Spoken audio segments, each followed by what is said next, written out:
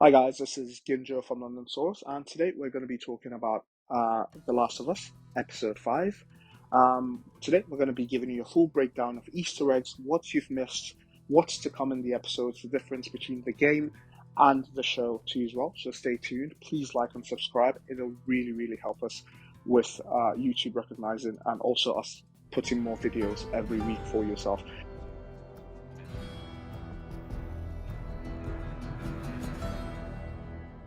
This week's episode, season 5, was an absolutely amazing episode. Honestly, one of the best episodes. This show keeps on getting better and better.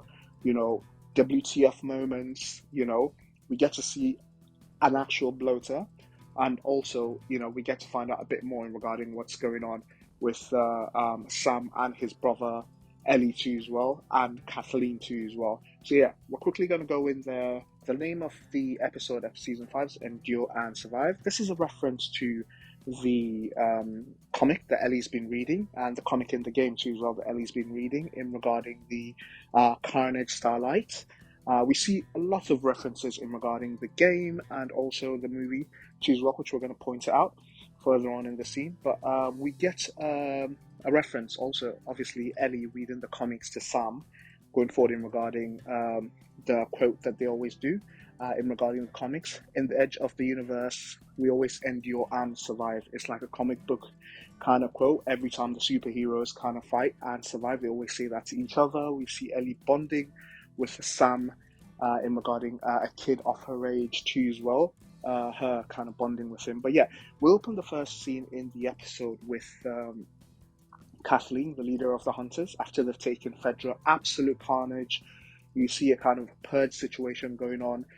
Fedra's forces being killed, strung up, hung up, really savage, how savage they are. This is a reference to how Fedra actually treated people. Because of how Fedra treated people in such a dehumanizing way and an inhuman way, the people themselves of that town, rather than after taking power from Fedra, becoming better versions of themselves, clearing, hoping to live a better life, but everything, chaos in society. Society is broken down, chaos has taken over. They've become sort of a Mad Max sort of scene going on there for themselves. But yeah, we see Kathleen get some sympathizers, obviously informants from Fedra, lock them in a cell, trying to interrogate them to find Harry. We also know why Kathleen is so obsessed with Harry now. We find out that Harry actually was the one that sold her brother out, Michael, to Fedra.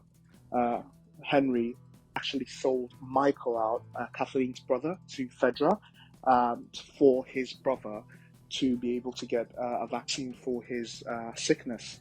And obviously we know that his brother is blind, sorry, not blind, he's deaf and sick too as well. A bit of a difference with the game too as well. In the games, obviously, Sam is a normal kid, is just normal. The reason why, obviously, Henry is protecting him is because the hunters don't take well to kids. They always kill kids, but obviously they're dead weight, so it's kind of protecting him. But in the show, obviously, we see that he's protecting him because they made it seem like he's sick and he needs protecting. But yeah, we see Kathleen talking to some of the sympathizers and the informants, lying to them. She's really a brutal character. We tend to see how far she goes because of her hatred. If probably she would have done better, she would have survived a bit longer. But she's got that hatred. What happened to her brother for some reason?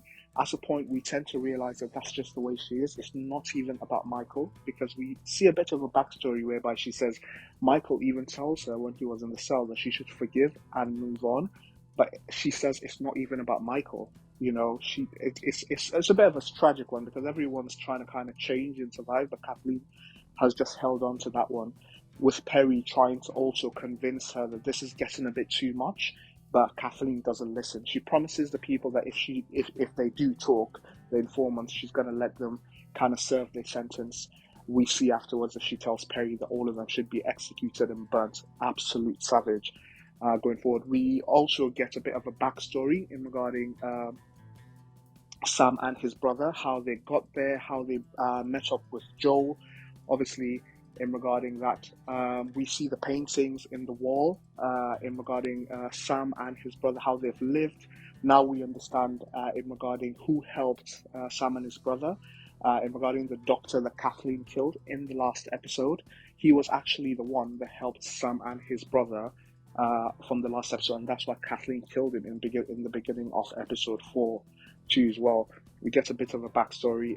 Obviously, Sam and his brother tend to meet up with Joel and Ellie after they sneaked up on them when they were sleeping. They tend to agree that they're going to help each other get out of Kansas City too as well, form like a kind of partnership going forward. And Henry has a way out of the city, and obviously Ellie and Joel want a way out of the city too as well. So it's a mutual kind of beneficial relationship between the both of them. We see Ellie starting to bond with Sam, which is quite sweet to be fair, but obviously Joel is a bit worried because, you know, he just wants to get back on the road with Ellie, and he doesn't trust anyone too as well. Same with Henry too as well. He doesn't trust anyone. They're just working together for a beneficial, but Sam and Ellie seems to be cracking on, getting to know each other, playing as kids do.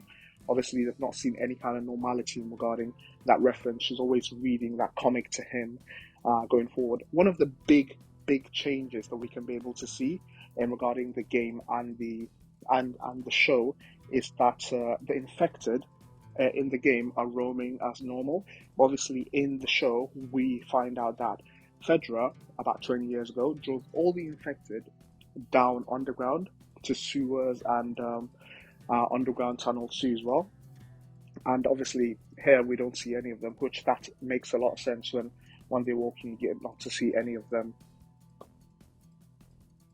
We cut back to seeing Joel and Henry getting ready to hatch that plan in regarding escaping towards the underground facility. Joel seems a bit worried because he doesn't really believe and trust also Henry.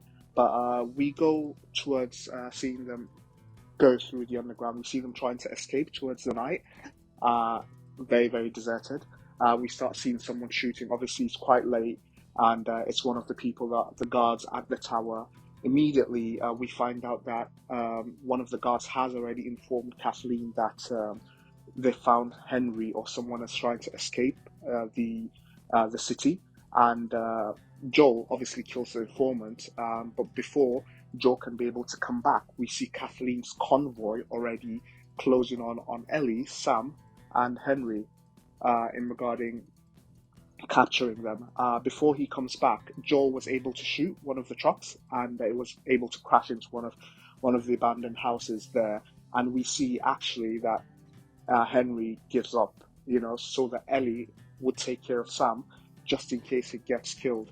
But yeah, the big reveal of this series, obviously we see the underground, the car that crashed into that building, start getting pulled underground, and it completely sinks underground just before Kathleen kind of shoots Henry. And obviously we see from episode 4 last week that there's a bloater sleeping underground too as well, and we find out that most of the infected have been driven underground. So slowly we start hearing the sound of the bloaters, and honestly, I know we've waited a few episodes for us to see any kind of infected or any kind of clickers and bloaters. This was the most epic. Honestly, I feel like this series is getting better and better. The build-up was so good.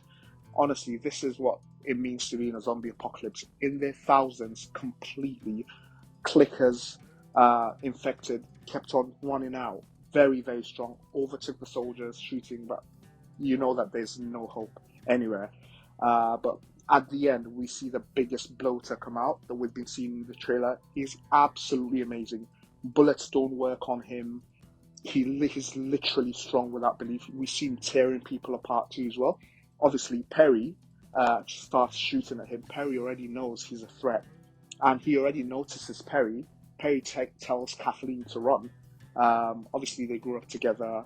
She's a bit apprehensive about leaving him. She runs. We see the bloater completely annihilate Perry. He tore Perry's head off completely, and it seems like the bloater is able to command and control all the other infected. So we see them, but we see Kathleen. We thought Kathleen had escaped because obviously Sam and his brother and Ellie were able to kind of escape, but she followed them stupidly when they were trying to escape. And we see one of the freakiest clickers too as well, when Ellie tries to hide in a car, the weird one that is, literally cracks her body, like, it's so weird. But obviously Ellie was able to escape from the car. We see them escape together just before Ellie caught up with all of them. Kathleen caught up with all of them.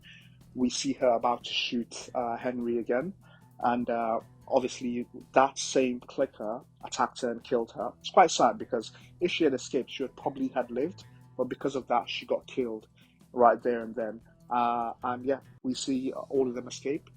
We cut back to an abandoned building where all of them are taking shelter after everything happened. All of them seem knackered, frightened too as well. We see Ellie reading comics to Sam. You can tell that it's a somber mood. I can tell that something happened. I was obviously expecting that one of them got bitten, but I did not know who. Obviously, slowly Ellie was talking to Sam, and Sam was trying to tell her something. Bless him. We tend to find out that he got bitten. And Ellie was desperately trying to save him because obviously she can't get bitten. She thought her blood was able to save him. So she cut herself, rubbed her blood on his wound to be able to see if she can be able to save him. And he says to her that please, she should not tell the rest of the group, his brother and also and Joel, that she should stay with him overnight. Bad idea. Yeah, but we see, we cut off to the morning. Ellie's sleeping on the chair, and we see Sam facing the sun, literally, and she goes to touch him to find out if he's okay. Unfortunately, he's already started turning. He's already turning, teeth out, trying to bite her. He chases her to the room. We see Joel and his brother panic. Joel wants to shoot him, obviously, because he's infected. Obviously, his brother panicked at that point, shot Joe, wanting to shoot Joe on the leg, telling him to wait. It was such a tense situation. Honestly, he panicked and he shot his little brother. One of the heart-wrenching scenes of the whole series completely. He shot his brother in the head. The brother that he's been protecting, sacrificed everything for, and he didn't even realize what he had done completely. Joel already knew that it was out of shock, so he was trying to kind of take the gun away so he can be able to help him calm him down and try to explain that obviously you haven't done anything wrong. Everyone was in shock. Before you know it, he starts realizing that he's actually killed his brother. He's seen his brother's blood drip on the ground, which is quite sad. And before you know it, unfortunately, he shoots himself in the head. Very, very sad. Very, very emotional episode. Very epic episode too as well. Worth the build-up. Very, very, very, very good episode. But that's episode 5 there for yourselves. As I said, the series is getting way better. We'll keep you updated with episode by episode reviews. Please like and subscribe. It'll really, really help in regarding the channel. Thank you.